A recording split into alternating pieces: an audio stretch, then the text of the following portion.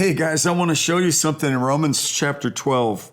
We're reading these verses, and I want to go right into verse 11. Not lagging behind in diligence. The exhortation here, the King James says, not slothful in business. There's so much in the Bible about diligence. One verse says in Proverbs, the hand of the diligent shall rule. And another verse says, in all labor there's profit. In the New Testament, it says we're to do our work heartily unto the Lord, heartily, diligent, not slothful.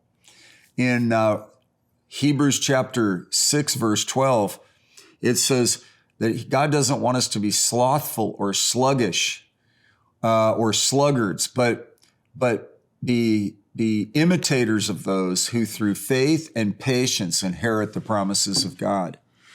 This verse reminds us that God prefers we live intentionally, dedicated, wholehearted, with passion. There's a guy in our church named Ray, and he has taken it upon himself to be very... He volunteers, and we have trees in our parking lot. We have a very large, 36.6 acres in this area. And we made a commitment years ago to wrap the trees with Christmas lights. And so every year we put those in and take those down. The trees keep getting bigger.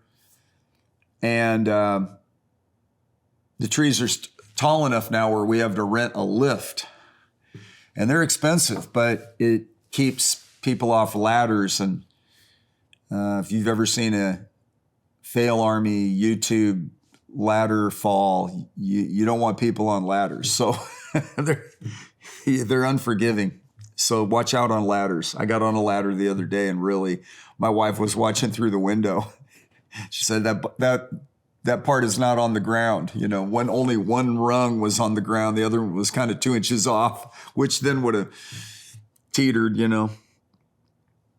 But getting back to it,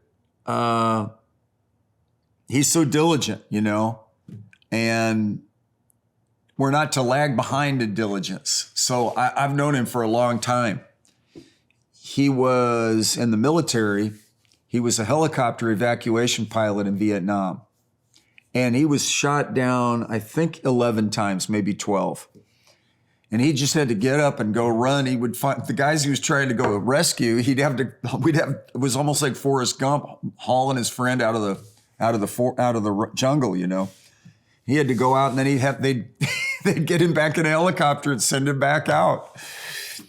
And he's just diligent. He became a fire chief, and he's diligent. I think today, as I'm speaking, he's running a half marathon, 13 miles. I said, how long does that take? He said, a little over 3 hours.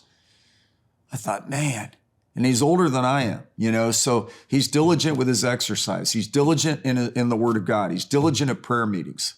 He's diligent to hang the Christmas lights. The other day I met a neighbor at a wedding, a Muslim guy, and a businessman, and he asked me, what do you do? You know, what do you do for a living? I said, I'm a pastor. He went, oh, you know, kind of a thing. So I started to describe, he said, oh, that church with the lights in the valley? And I said, yeah. I said, it's an antidepressant during the winter. And because of, and Ray would admit that he's not the only one that puts the lights up, but I think he puts most of the lights up.